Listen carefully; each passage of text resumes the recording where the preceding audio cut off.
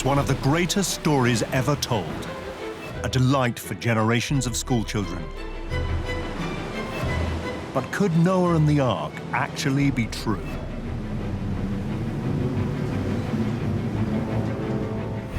Three American Christians were convinced it was. They were prepared to face danger and death. Its name in Turkish is Ararat. It's the mountain of pain. People have been killed over the years. We had one man that was shot. He was cut, literally cut from head to toe from all the rocks. But it was worth all that pain. These men were on a quest for far more than personal glory.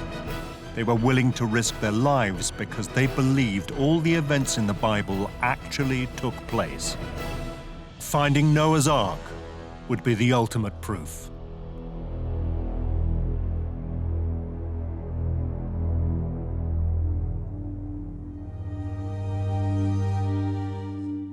Of all the tales in the Bible, Noah and his Ark is perhaps the most fabulous.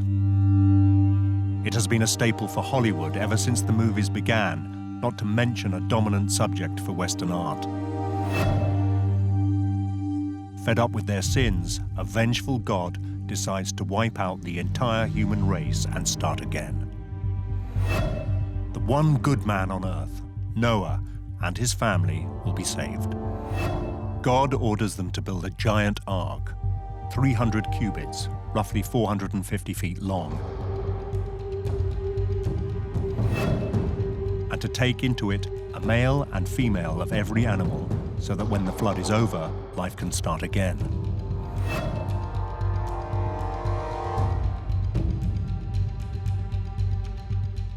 But is this all just a story, or could it possibly be true?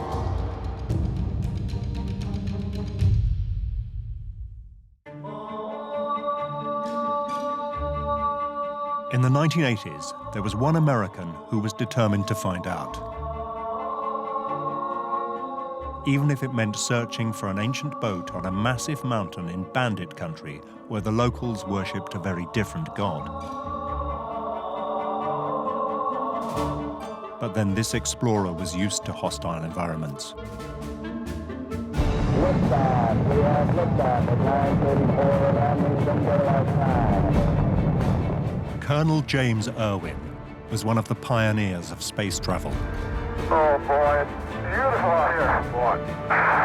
It's a nice little crater, isn't it? In 1971, he was the lunar module pilot of Apollo 15 and became only the 8th person to walk on the surface of the moon. Look at that. I think we found what we came for. Crystal rock, huh? Yes, sir. You better believe it. He spent 3 days there, moonwalking and collecting samples, including the Genesis rock. Joe, this crater is a gold mine. And there might be diamonds in the next one. To the untrained eye, it looked like just another rock, but its large crystals showed it to be a section of primal lunar crust, formed during the earliest history of the solar system. It was a key to many mysteries. It stands as a major clue in unraveling the formative processes of the moon, the Earth, and the planet. That rock made Jim Irwin famous. It was named after the book of Genesis, the first part of the Bible which tells the story of the creation of the world.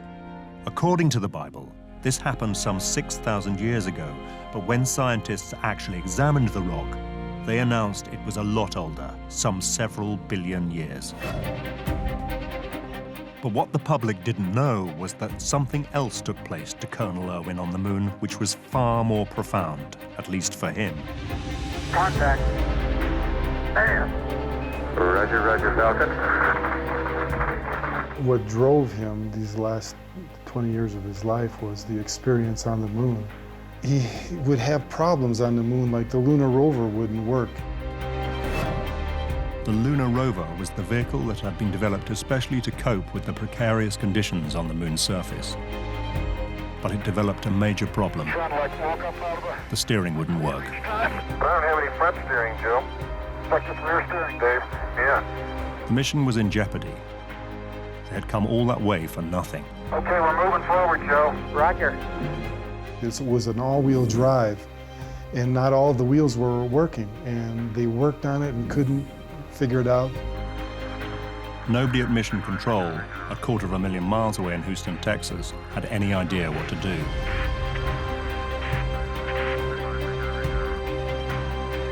That night, Jim Irwin prayed to God. Oh, it's nice to be outside where you can stretch a little bit. The next morning, his prayers were answered.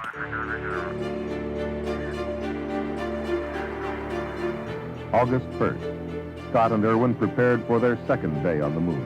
And as Scott checked the inoperative forward steering of the rover, You know what I bet you did last night, Joe? You let some of those Marshall guys come up here and fix it, didn't you? It works, Dave? Yes, sir. It's working, my friend. Beautiful. It worked fine. They didn't do anything, they just started, and he says there was instances throughout the flight where he just felt God's hand was so present. Oh, look at the mountains today, Jim, when they're all sunlit. Isn't that beautiful? Really is. By golly, that's just super. Dave, I'm reminded of a favorite biblical passage from Psalm. I look unto the hills, from whence cometh my help.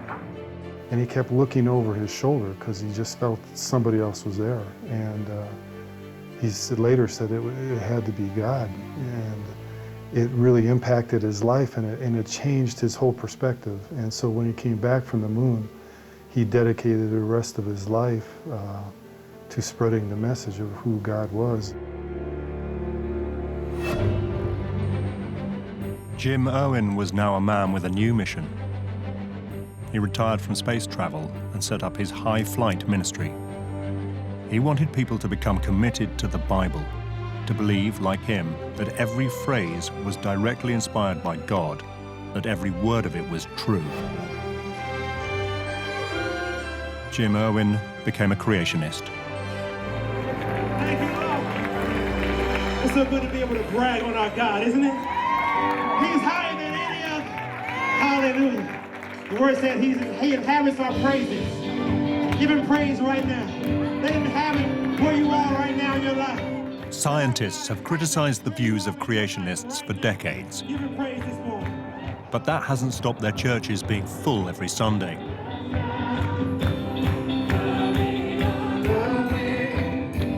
Others might ridicule them, but here in Manassas, Northern Virginia, they are quite convinced that evolution is wrong. They believe that men and women were created just 6,000 years ago, just as the Bible says.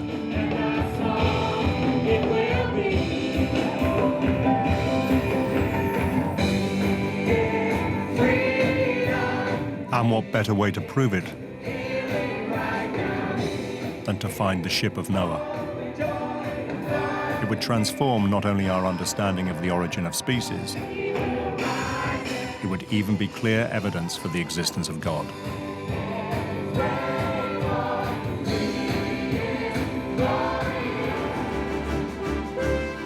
Now that was a challenge worthy of Jim Irwin's enthusiasm and commitment. It would combine his love of adventure with his new commitment to God. He read his Bible more carefully than ever before. If it said it in the Bible, it was fact for Jim. And so the fact that in Genesis, it speaks about the Ark of Noah, and it just stirred inside of him the thrill of exploration. I can be a part of something of biblical proportions that would affect the whole of mankind. So he delved into all he could to find where it might be and how to go about finding it. So in between meeting world leaders and heads of state, he planned his second great expedition. This time, not with fellow astronauts, but with family and friends, including his new son-in-law. We were on a run up in Boulder, Colorado. We came to a high spot overlooking the city, and he goes, you know, I'm thinking of heading to Turkey to look for the Ark of Noah. Would you be interested? Interested, John could hardly contain his enthusiasm. To me, it was an adventure with the man who had walked on the moon. what would you say? But how soon? When can we go? Tomorrow? But if space travel had taught Jim Irwin anything about exploration, it was the importance of preparation. And so they started practicing on the hills near their home in Colorado Springs. We spent the next year getting in shape physically and preparing and going to the store and buying the equipment that we would need. It was great fun. But for Colonel Irwin, it was much more than that. There could be no greater prize than finding Noah's Ark. It truly would be one small step for man, one giant step for mankind. And the amazing thing was, the Bible had told him where to look.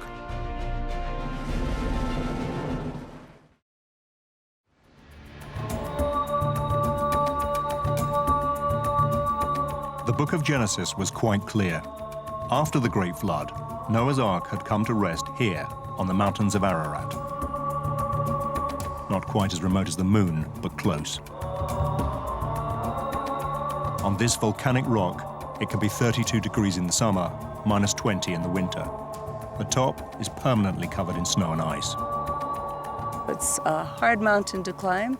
It has a 45-degree angle. Though we go zigzag back and forth like a mountain goat, it's still hard on your heart and your endurance. Climbers suffer frostbitten toes and fingers. 2 died of hypothermia in 2006. This mountain goes up and down with canyons, crevices, gorges that are very, very dangerous.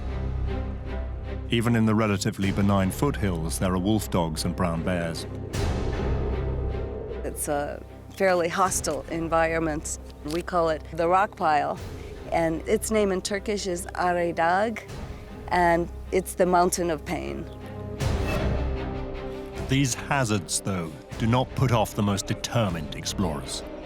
If anything, they enhance its appeal.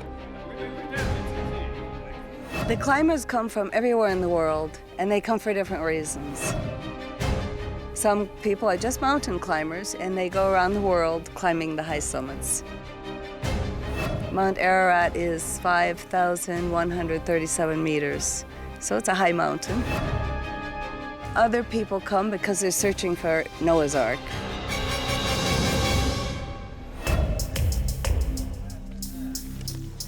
But few were as serious and committed as Jim Irwin. He needed to be. His task was huge. The mountain isn't just 25 miles wide.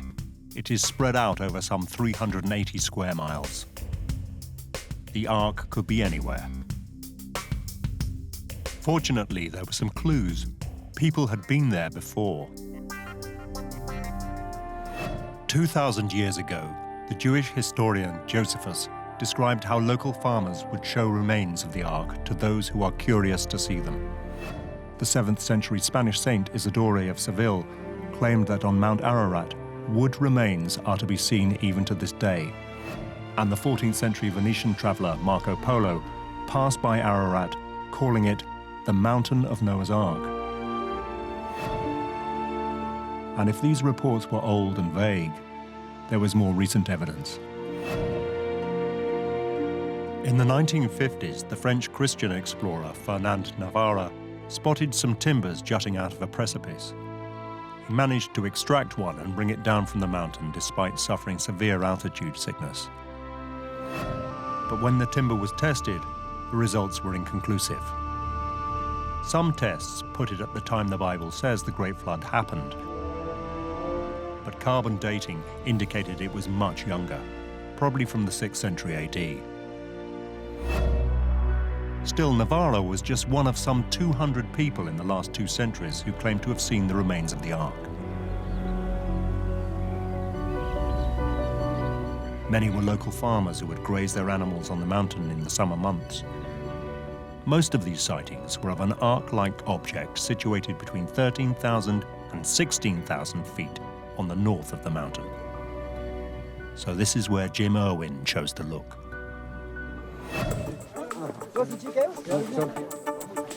In the summer of 1982, he set out up the slope of Mount Ararat with a small team, including his son-in-law, John Christensen. That first morning, we were in a base camp in a smooth plain. And we woke up and there was a rainstorm. And there was a rainbow that came right into camp.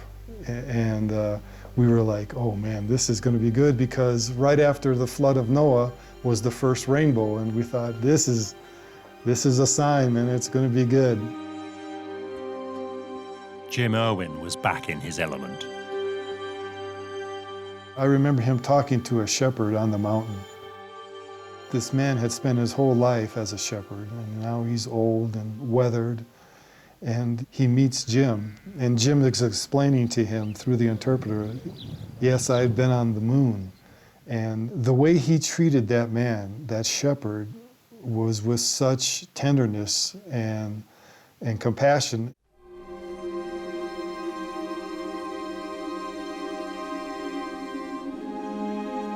Over the next few days, hope started to fade.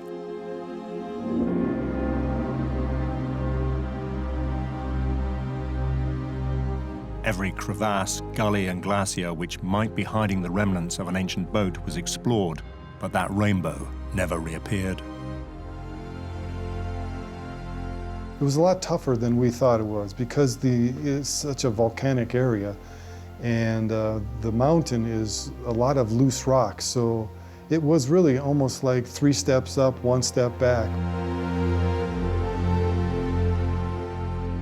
It was a hike getting up there, and it was really difficult to get your footing. You really had to concentrate on almost every step because it was all loose rock.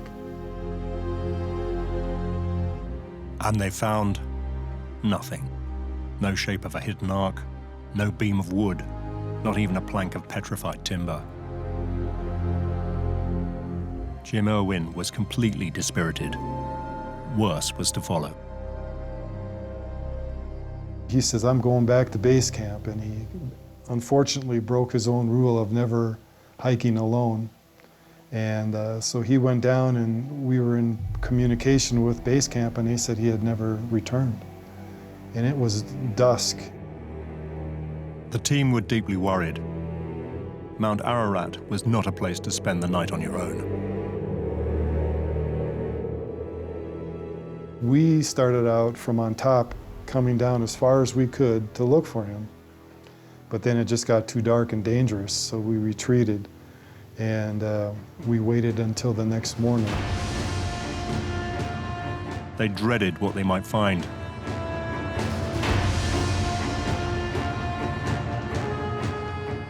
And at first light, we found him down at the end of a rock field. He was unrecognizable because he had been covered with blood and hit by rocks from a rock slide. He was cut from head to toe from all the rocks. There was no medical equipment on hand. Nobody was quite sure what to do.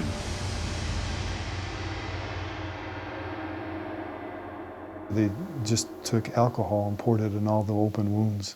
And when we first did it, the only sound he made was and then they shipped him from there to a hospital in Erzurum. It was touch and go. He had lost a lot of blood, and he was very fortunate to survive. It was a miserable experience for a man who had gone all the way to the moon. But it did not deter him from going back several more times, always to return empty-handed. There had been people telling him that, you know, you're going to find Noah's Ark and it's going to happen, and we all thought if there is going to be somebody who finds it, it's going to be Jim.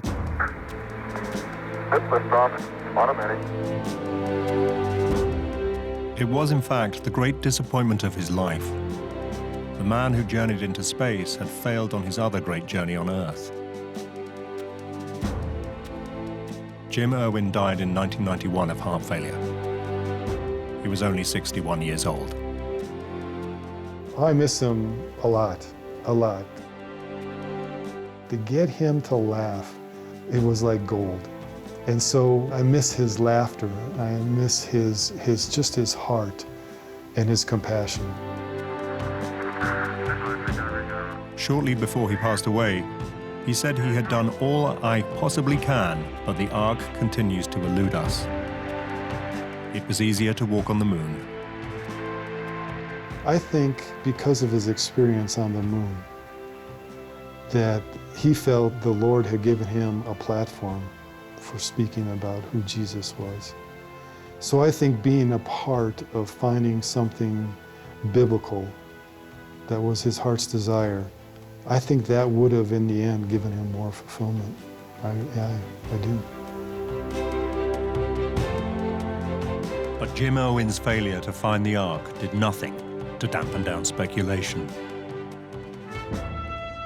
Instead, it encouraged a new generation of Christian explorers to succeed where he had drawn a blank.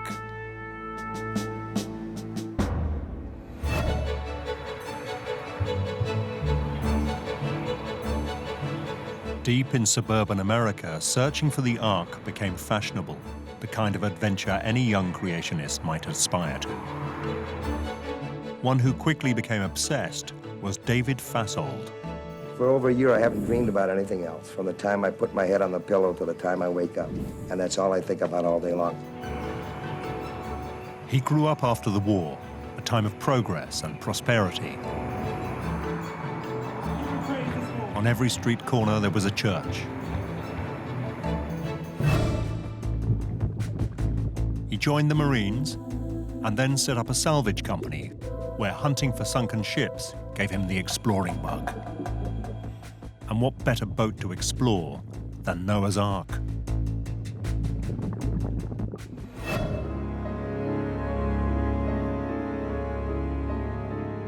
Fasold knew the story by heart. He'd been brought up as a member of the Plymouth Brethren, an evangelical strand of Christianity known for its strict adherence to the Bible.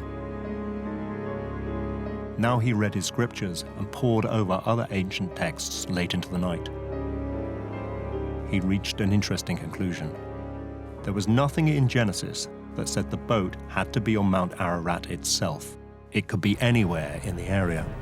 One of the problems we have is that all of these expeditions are of Mount Ararat. The Bible does not say Mount Ararat. The Bible says the mountains of Ararat.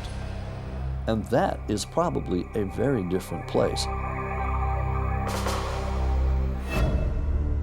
With his knowledge of boats, Fasold thought it much more likely the Ark would have ended up further down, and that's when he discovered Durupinar. In 1959, a Turkish pilot was flying over Mount Ararat on a government mapping mission when he noticed a strange mound 17 miles south.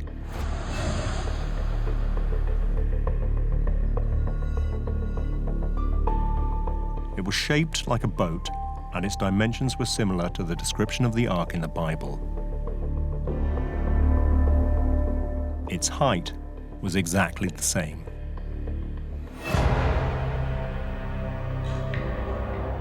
As soon as David Fasold saw it, he was sure it was a shipwreck.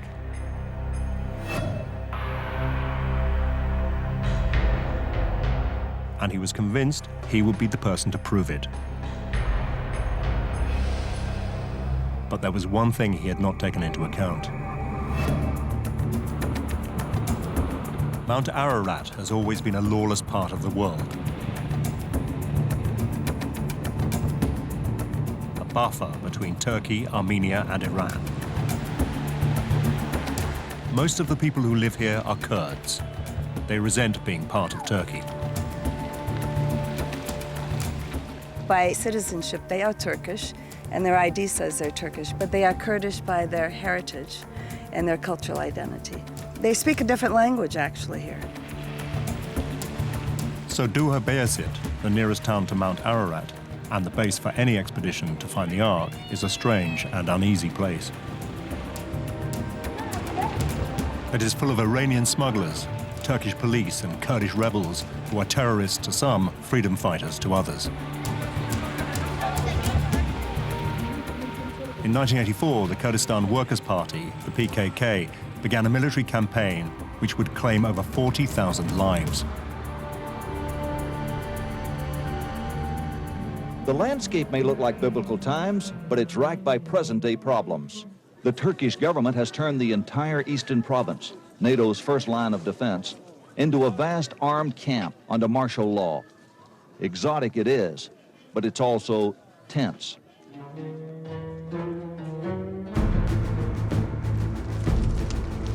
To draw attention to their struggle, the PKK targeted tourists. They did not have far to look.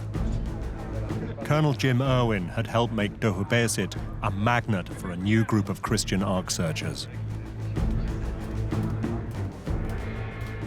Well, there have been people that have been killed over the years.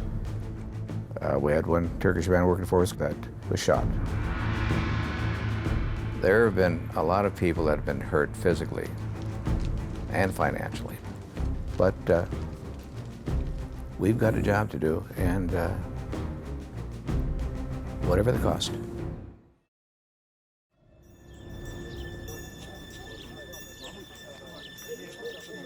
It was into this cauldron that David Fasold wandered, an innocent abroad. He knew little about Kurdistan. Few Americans did. Apart, that is, from one man who was already making a name for himself. Ron Wyatt, an ex-nurse from Kalamazoo, Michigan, had reinvented himself as a Christian explorer. He seemed to know everyone in town. Ron talked about the Garden of God and the things that he's searching for. He wanted to search and find everything out there. Wyatt had long been convinced that the place to look for the Ark was not Mount Ararat itself, but on the mound of Durupinar. It shows that the vessel came right through here. David Fasold had found a kindred soul, and he had something that Ron Wyatt hadn't, an engineer's mind.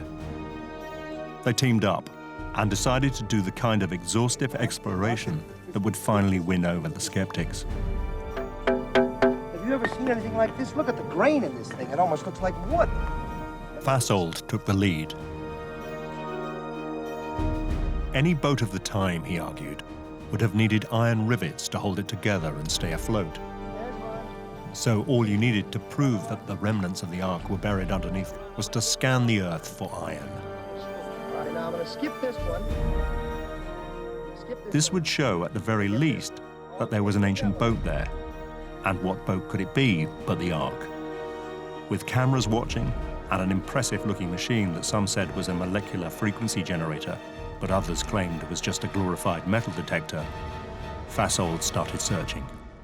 Soon he got a result. His machine picked up a pattern of iron with a shape 450 feet long, exactly the 300 Egyptian cubits laid down in the Bible. Could this really be the Ark? David Fasold and Ron Wyatt were absolutely sure it was, as their local guide of the time remembers. It's definitely now been decided that Noah's Ark is here. They bought a sheep from the village and they made offerings in accordance to their own religion. After their prayers were over, they said, "Let's pray according to Islam and kill this as a sacrifice." They cut that sheep up and gave it to the people, piece by piece. That was enough to convince the locals, but Fasold and Wyatt knew the rest of the world would want a little more. In a village field at the bottom of Mount Ararat, they had discovered several anchor stones, which they now argued would have stabilized the Ark in rough seas, as had been predicted in holy texts. Same kind of strange stone. When the early Christians found these things, they carved 8 crosses on there for the 8 survivors. This whole valley was known as the region of 8. This was a clear sign, they said, that previous generations had regarded them as sacred. According to the Bible, there were 8 people on the Ark. Was this too much of a coincidence? It was certainly good enough for the Turks, who saw a marketing opportunity. They proclaimed Durupinar a national park and opened a visitors center.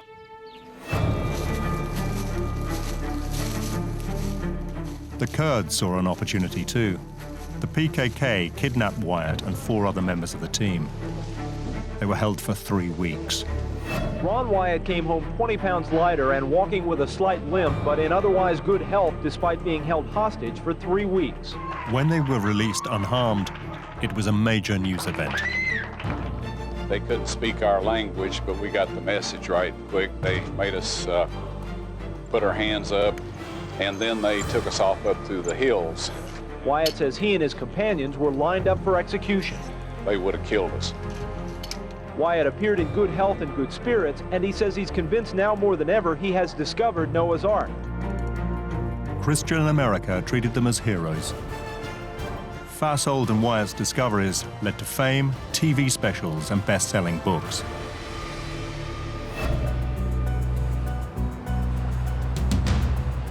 But while Wyatt enjoyed his celebrity by waltzing around the biblical world, Fasold stayed on in Durupinar, determined to make a full exploration. He expected his fellow Ark searchers to be overjoyed the Ark had been discovered at last. Instead, they were dismissive.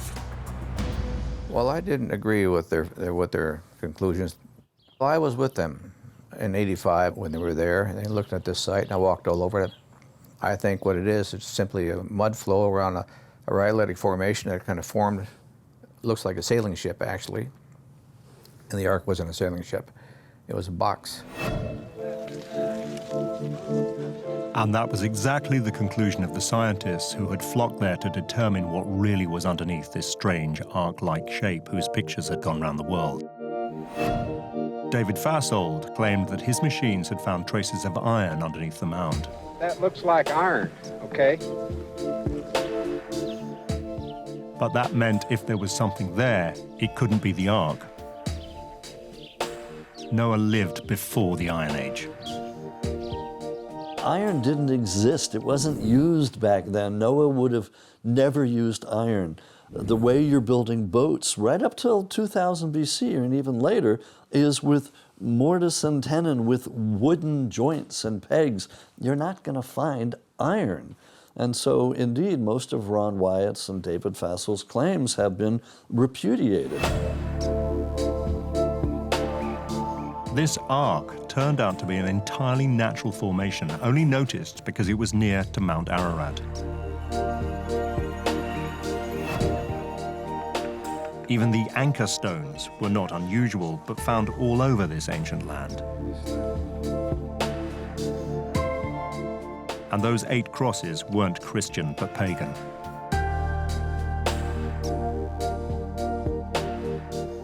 The Turks were not pleased at all.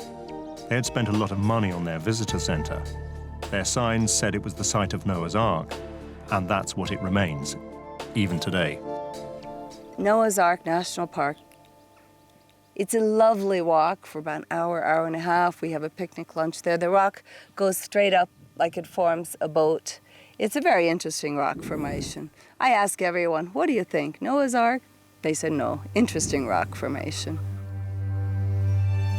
With evident sadness, David Fasold changed his mind. Durupinar was not the site of Noah's Ark. It never was.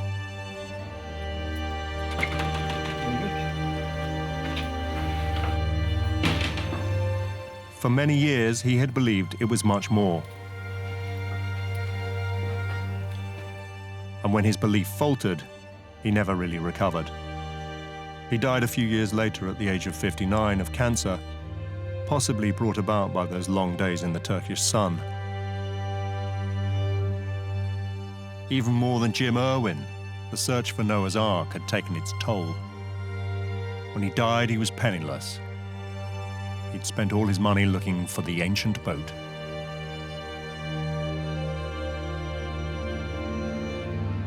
Shortly before his death, he said that intellectual brilliance is no guarantee for being wrong.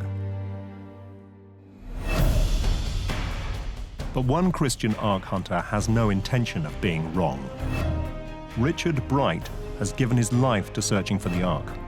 He was brought up in Minnesota as a Christian, but for the first 20 years of his life, his faith had not meant a great deal. But in 1966, he had an experience which changed his life.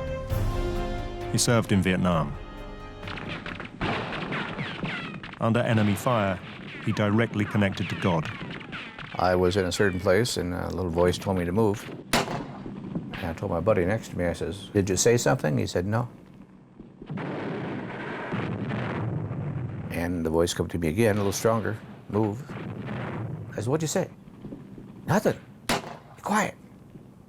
The third time, I said, "We're out of here." He said, "Okay." Well, we just jumped in the vehicle, and I hadn't driven 100 feet, and the first mortar round blew the wall apart where I had been leaning against. Bright is convinced that voice came from God and saved his life.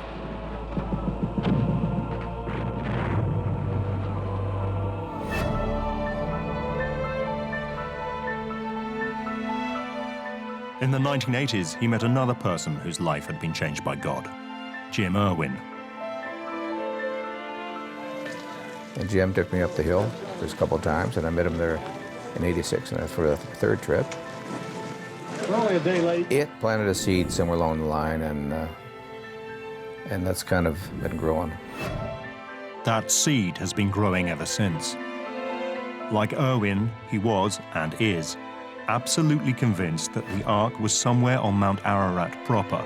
Durupinar was a red herring. And when Irwin died, Richard Bright carried on trying to find the Ark on the mountain, while continuing with his day job as a pilot for Continental Airlines. I do think the structure exists. I'm positive of that. I've put my life on the line here many, many times, and so have a lot of other people. Good, solid, very sharp researchers. And not only just because we're Bible-believing Christians, and we are, but because the research tells you that there's something up there we should pay attention to. He is even clear what it might look like.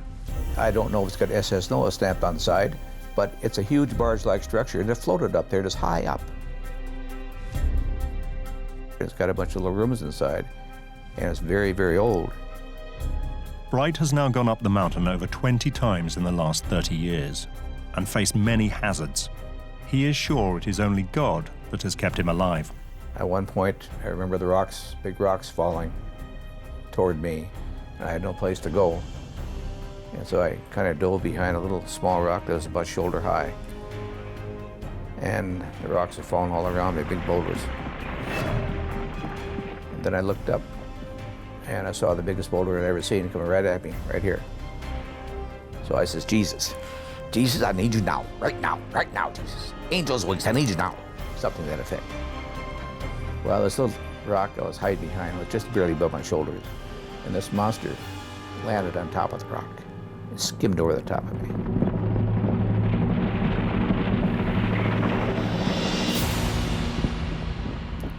Missed me by less than a foot. And had that rock not been there, I'd be big body parts all over the place. For other Ark explorers, that might have been enough. But Richard Bright just redoubled his efforts, chasing up every possible lead to where the Ark might be. It was no use. Every time he came down empty-handed. He was beginning to think his quest, like Jim Irwin's, would always be fruitless. But then came hope. The American government released a photo taken by one of their spy planes, which had been kept secret for decades.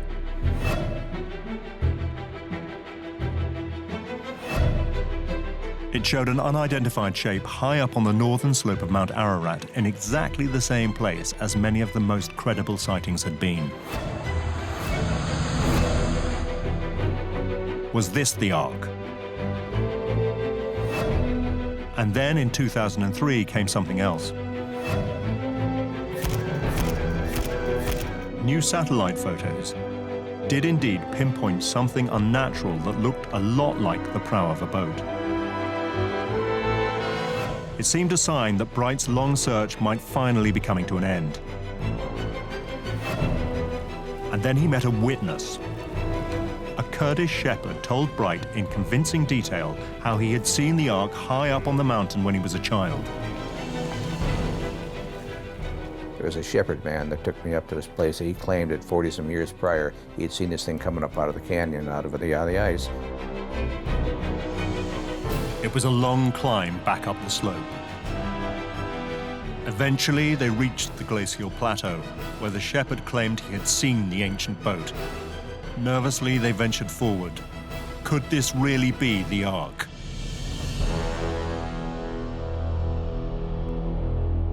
Their hearts sank when they realized the place where the Ark was said to be was now covered by a collection of boulders. We went up there ultimately and dug a big hole, but we didn't find anything. But the shepherd had dug it with us. He wanted to let us know he was telling the truth, and we don't think the man was lying to us. Bright believed him and started putting together a team that could uncover the Ark once and for all. But he then realized he had a rival. This team were creationists too, but they were not from the American suburbs, but from Hong Kong, a city known more for its pragmatic commitment to making money than for any biblical belief. They called themselves Noah's Ark Ministries International, and in 2007 they announced a great success. They had found a piece of ancient petrified wood, which they had dated as 4,800 years old. But others were not so sure. Some of the recent claims by expeditions that have gone there, both the Chinese recently or other expeditions in the last 5 years, have made claims for petrified wood and other things where it's not wood at all, it's stone. And if they had had a geologist with them, he could have told them right then and there, no, don't waste your time, that's just an outcrop of stone. The Chinese were adamant their specimen was wood and pointed to scientific analysis as proof. Some of Richard Bright's colleagues did join forces with them for a while, but the collaboration didn't last long. Like many climbing arrangements, what sounds good over a cup of mint tea tends to evaporate 15,000 feet up a freezing cold mountain. The Chinese team went back to working on their own with the help of some sympathetic Turks.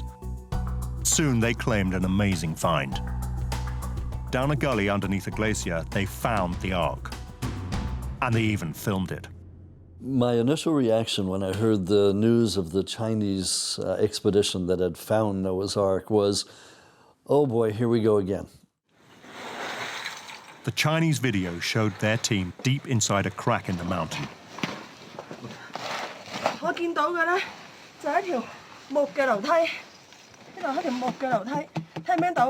Packed within ice walls was a wooden structure consistent in size with that described in the Bible.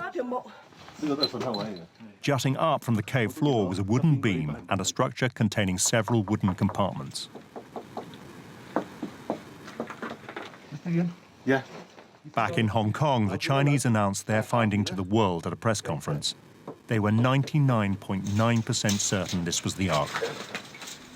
The media onslaught was amazing for this. I mean, all of a sudden my phone starts ringing and I've got people calling and Fox News wants to see my opinion and Good Morning America, and it was well beyond the usual.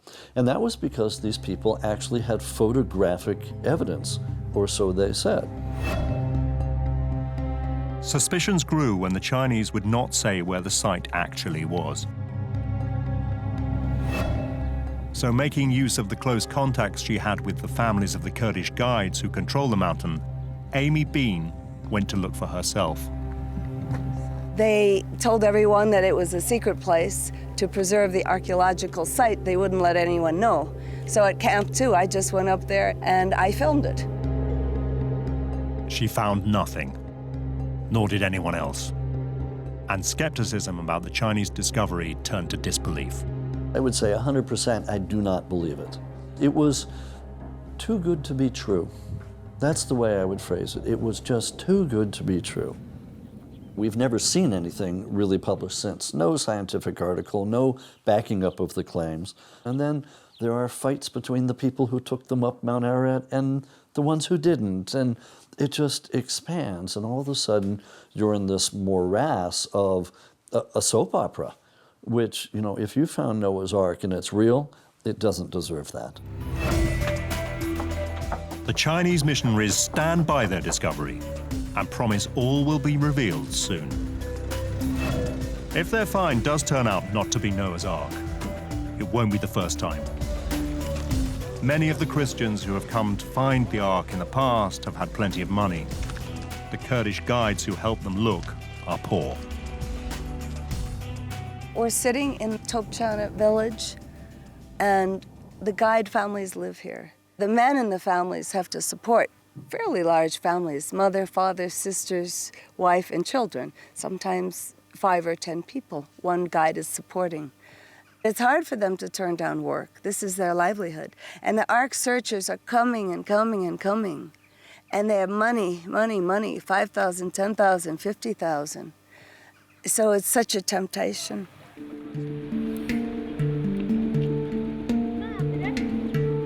It is summer in the valley. The snow line has receded on the great mountain of Ararat. Everyone is looking forward to the short tourist season. Soon the climbers will arrive.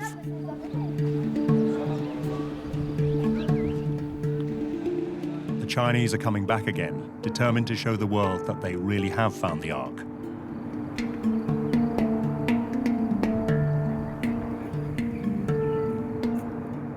Other creationist teams are here too, including veteran Noah's Ark explorer Richard Bright, this time with his dream team.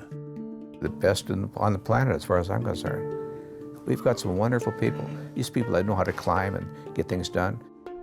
We've got scientists on board this team. And one of those experts is his real calling card. After many years seeking the Ark alone, he now has the help of a real American star. Randall Price is a distinguished professor of Judaic studies at Liberty University in Virginia. He has a track record of excavating biblical sites, most notably the Dead Sea Scrolls in Qumran in Israel. With Professor Price on board, Bright is convinced that the Ark will soon be found. I'm of the opinion that, yes, it will be revealed this year. If I didn't believe that, why would I even go, right? Like I said, I don't like it. I'd rather be on the beach. It is this conviction that keeps driving these Christian Ark searchers on. Despite all the pain and all the cost, their faith tells them that the remains of Noah's Ark will be found up this inhospitable mountain many thousands of miles away from home.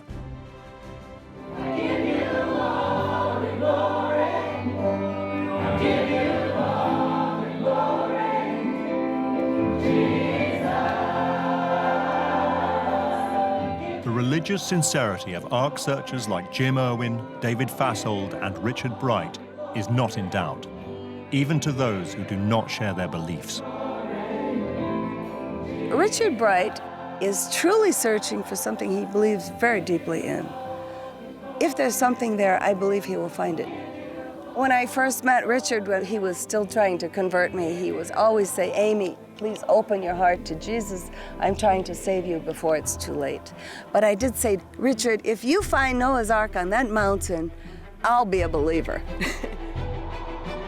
We don't care who finds it. We don't care what mountain it's on. We just want it found because we believe that it does, in fact, still exist. We're almost there. We're almost there.